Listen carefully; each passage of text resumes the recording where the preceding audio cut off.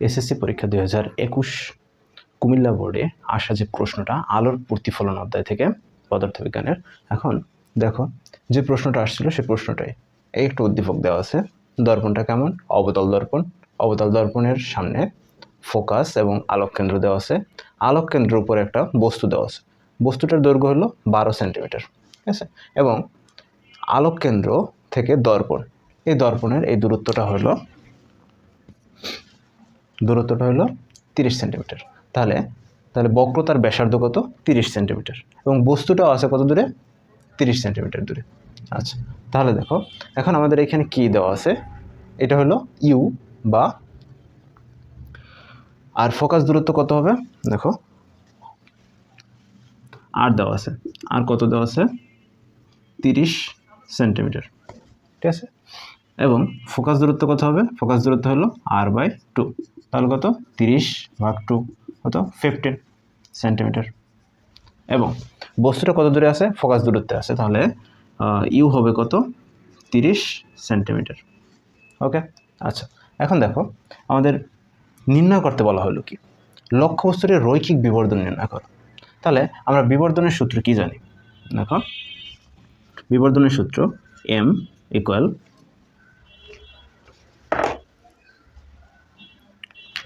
বিবর্ধনের সূত্র m equal কি জানি? L'/L।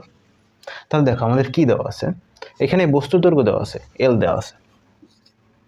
L কত? 12 সেন্টিমিটার, ঠিক আছে? কিন্তু আমাদের নির্ণয় করতে হবে কি? দেখো L' কি দেওয়া আছে? দেওয়া নেই। তাহলে L' দেওয়া থাকলে আমরা বিবর্ধন নির্ণয় করতে পারবো, এই একটা উপায়। আরেকটা উপায় হলো যে বিবর্ধন নির্ণয়ের m ইকুয়াল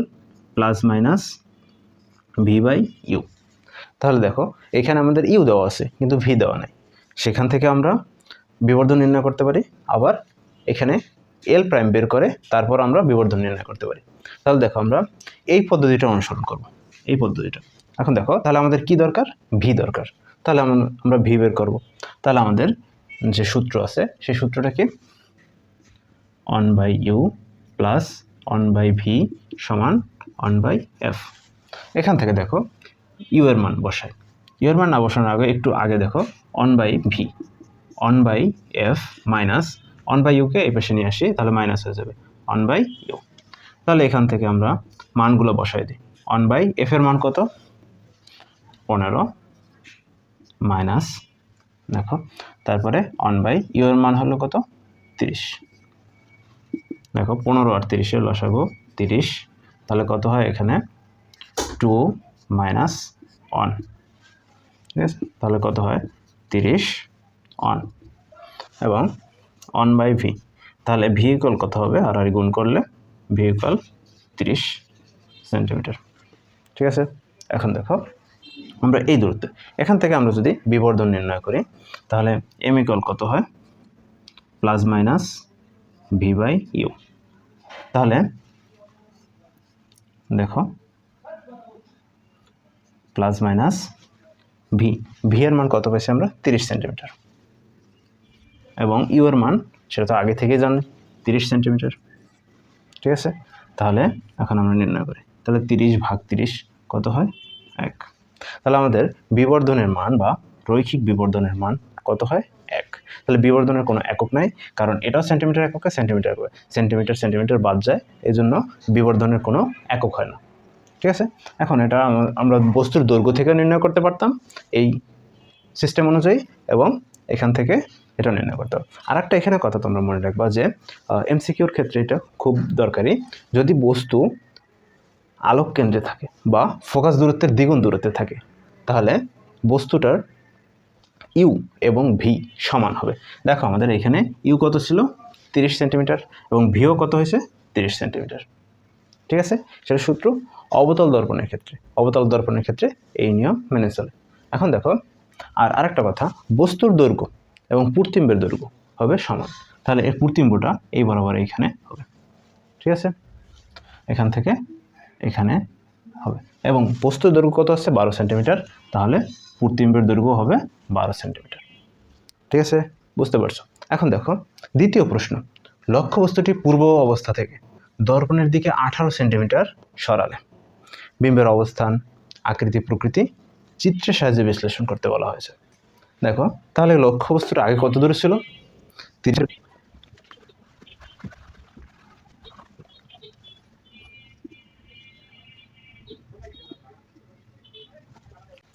আচ্ছা দেখো এখন বস্তুটা আগে কত দূরে ছিল দর্পণ থেকে? 30 সেন্টিমিটার দূরে। এখন বস্তুটা কত সেন্টিমিটার আসবে? আগে ছিল কত? 30 সেন্টিমিটার। এখন দর্পণের দিকে, তার দর্পণ এদিকে আছে, দর্পণের এদিকে আরও কত সেন্টিমিটার? 18 সেন্টিমিটার সরে আসবে। তাহলে এখানে 30 থেকে 18 বিয়োগ করলে তাহলে বস্তুটা কত দূরে আছে সেটা আমরা নির্ণয় করতে পারবো। দেখো তাহলে ইউ মাইনাস কত? 18। তাহলে কত হয়? ইউ হলো 30 মাইনাস 18, তাহলে কত সেন্টিমিটার দূরে? 12 সেন্টিমিটার দূরে। তাহলে দেখো ফোকাস দূরত্ব কত আছে? 15 সেন্টিমিটার, এবং এখন বস্তুটা নতুন যে দূরত্ব আছে সেই দূরত্বটা কত? 12 সেন্টিমিটার দূরত্ব। তাহলে দেখো তাহলে বস্তুটা এই পর্যন্ত হলো কত? 15 সেন্টিমিটার। তাহলে 15 সেন্টিমিটার একটু ভিতরে এইখানে বস্তুটা আছে। তাহলে এভাবে আমরা রশ্মি চিত্র এখন আঁকার চেষ্টা করি। দেখো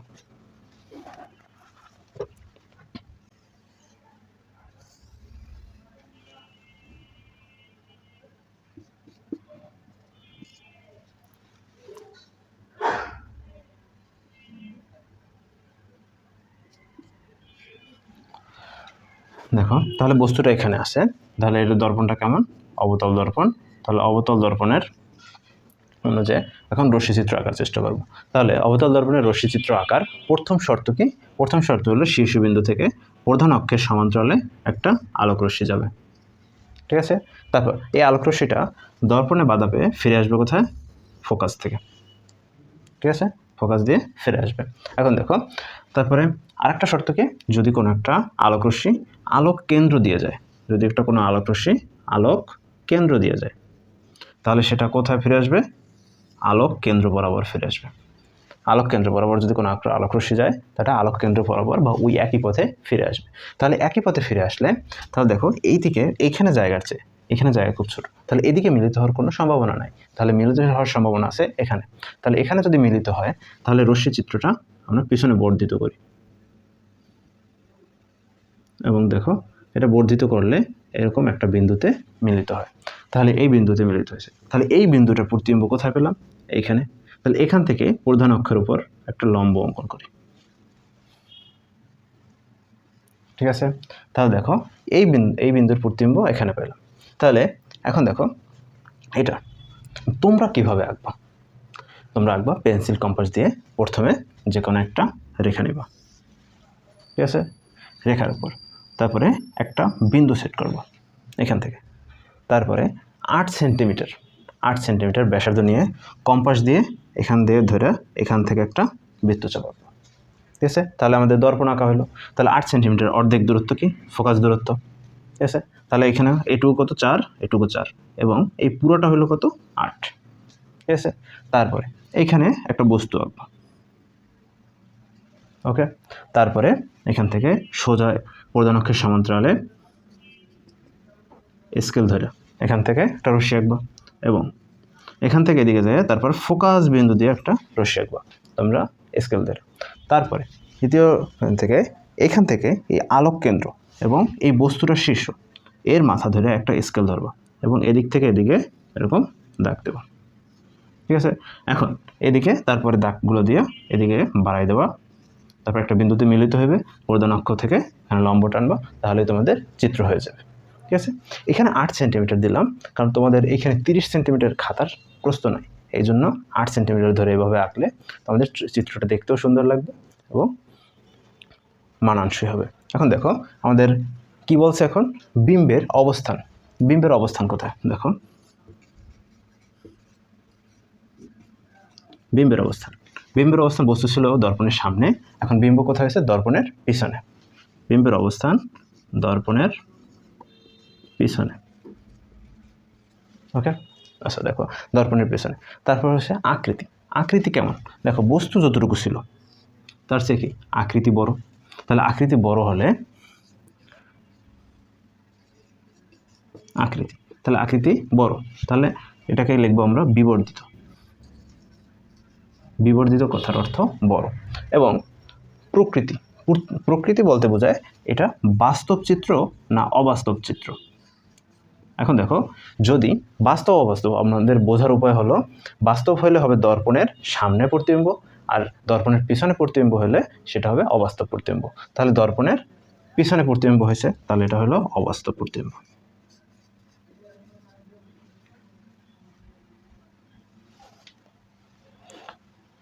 ঠিক আছে, এখন দেখো এইটুকু তো আমরা বুঝলাম। এখন এইটুকু যদি কোনো বুঝতে সমস্যা হয় তাহলে কমেন্ট করো, তাহলে আমি বাকিটা যে আমাদের কোন জায়গায় তোমাদের বুঝতে অসুবিধা হয় সেখান থেকে আমি বুঝিয়ে দেবো। ঠিক আছে, আল্লাহ হাফেজ।